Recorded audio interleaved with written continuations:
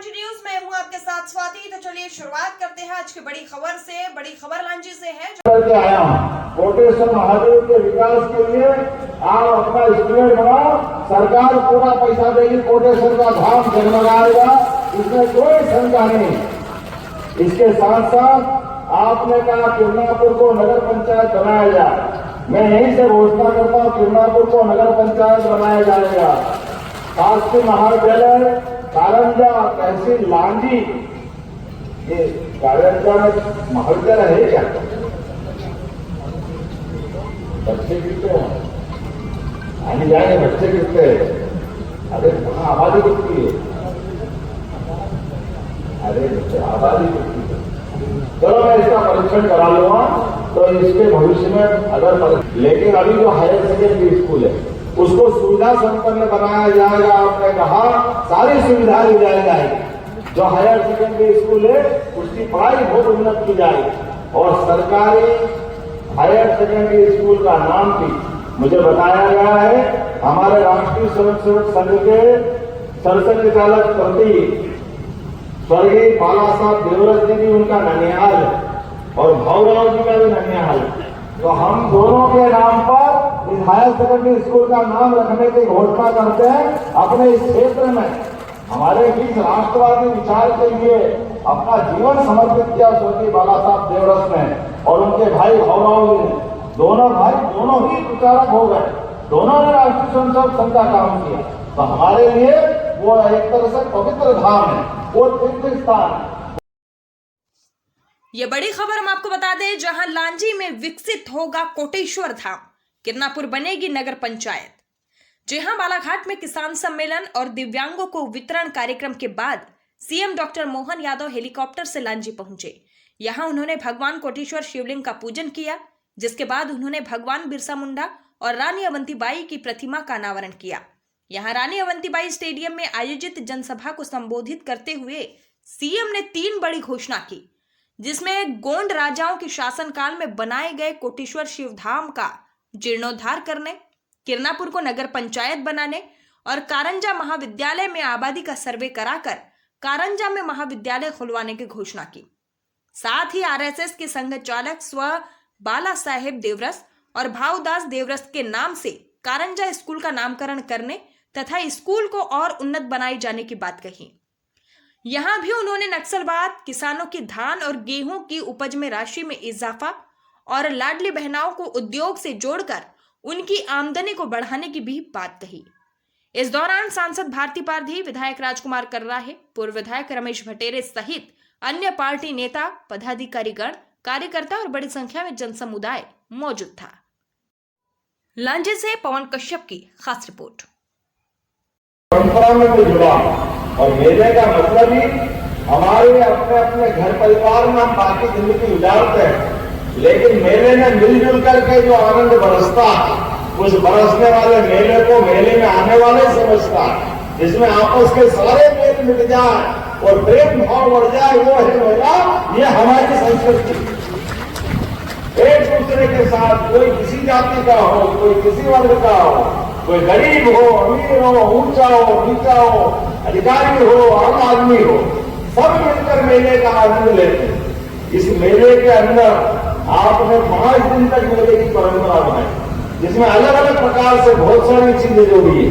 मैं आज जो आपका 5 दिन के 8 दिन कितने दिन चलने वाला, 8 दिन, 3 दिन और बढ़ गया, चलो कोई बात नहीं। आपके इस पूरे मेले की शुभकामना भी देता हूँ, बधाई भी देता हूँ। और प्राचीन समय से हमारी संस्कृति के बलबूते पर ये मेला संस्कृति, हमारे तो त्योहार में भगवान ने गजल बनाए, इतने प्रकार से विचार किया ऋषि मुनियों ने।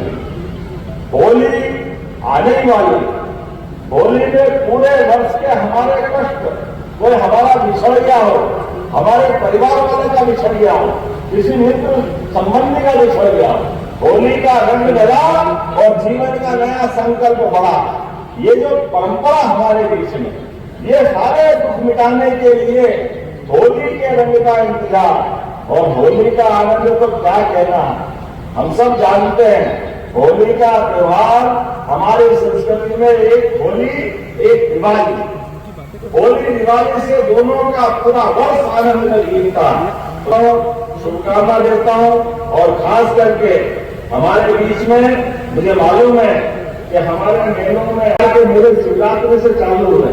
मुझे इस बात की खुशी है पूरे प्रदेश में बाबा महाकाल की नगरी से शिवरात्रि के दिन से हमने विक्रमोत्सव प्रारंभ किया। बोले महाराज विक्रमादित्य की। विक्रमादित्य का जीवन भी अद्भुत जीवन रहा। न्याय, धर्म, आध्यात्म, संस्कृति, वीरता उन सब कुछ छूटा।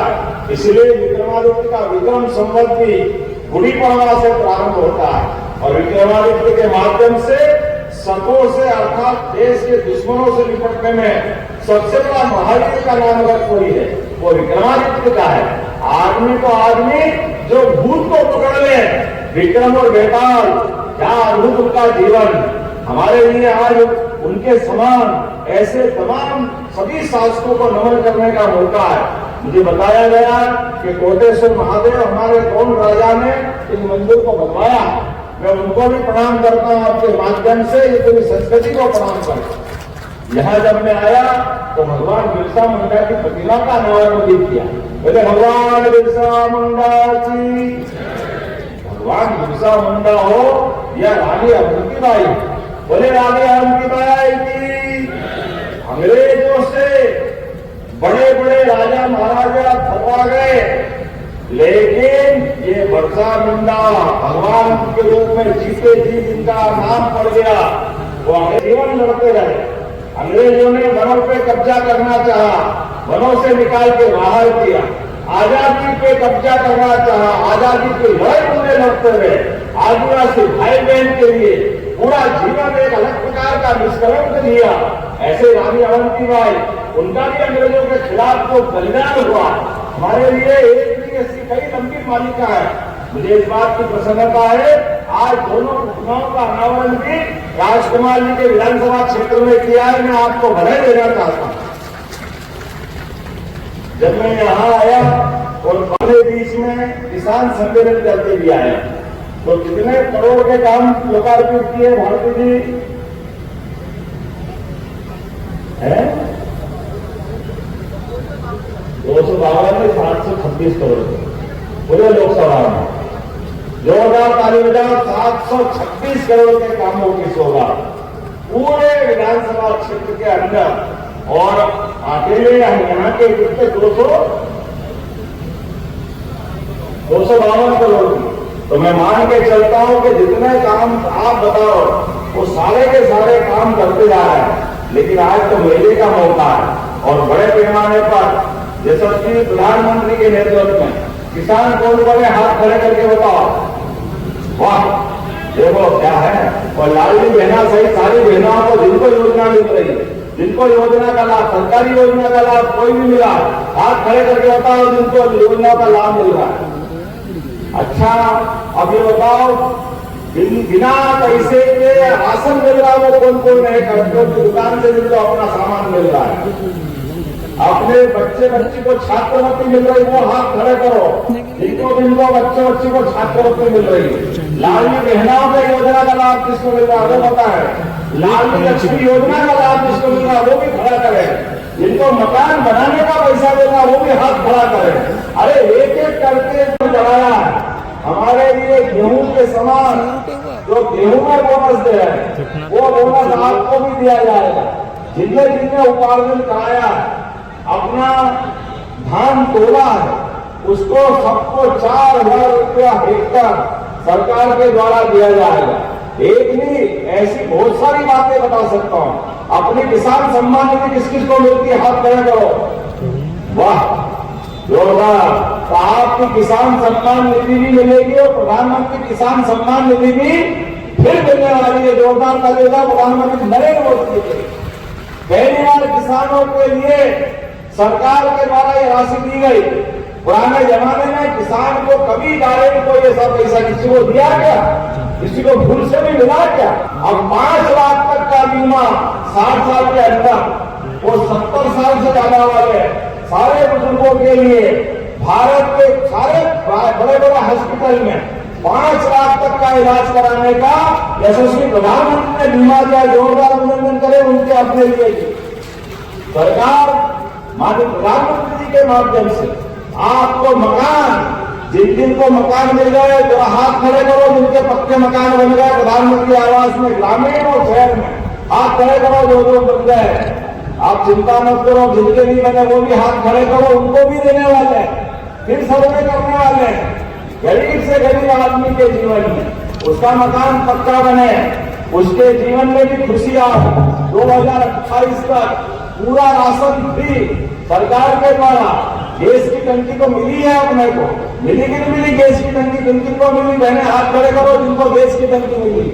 आप बताओ, आपके जीवन में ये बदलाव अगर कोई लाए तो नरेंद्र मोदी जी के माध्यम से आया। मुझे इस बात की प्रसन्नता है, जब मैं आपके बीच बात करने आया हूँ तो ऐसे सारे कामों को लेकर के हमारी सरकार आगे बढ़ रही है। और अपने लिए अभी तो उद्योग के मेला लगा, उद्योग का। अभी भोपाल में हमारी सागर, रीवा, शहडोल, जबलपुर, नर्मदापुरम, उज्जैन, ये सारे 7 संभागों से अलग अलग उद्योग लगाने की बड़ी बड़ी मीटिंग करते हुए सारे उद्योगपति को बुला करके हमारे प्रदेश के अंदर सभी लोगों की जिंदगी बेहतर बनाने के लिए एक साथ हम लगातार हर महीने कार्यक्रम कर रहे हैं। मुझे इस बात की खुशी है, जब इन सबका समापन भोपाल में हुआ तो यशस्वी प्रधानमंत्री खुद आशीर्वाद देने पधारे। जोरदार अभिनंदन करें श्रीमान नरेंद्र मोदी जी का। और आज तक कभी ऐसा नहीं हुआ कि एक दिन में मोदी जी 2 दिन आए, 2 दिन मध्य प्रदेश में रहे। विकास के मामले में मोदी जी का मन मध्य प्रदेश के लिए कितना बड़ा है ये उन्होंने दिखाया।